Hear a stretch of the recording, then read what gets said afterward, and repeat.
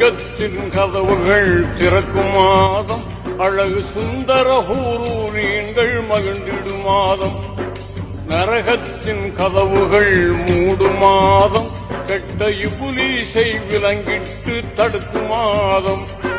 நோன்பு வைத்தோர் துவாக்கள் எல்லாம் ஏற்கும் மாதம்.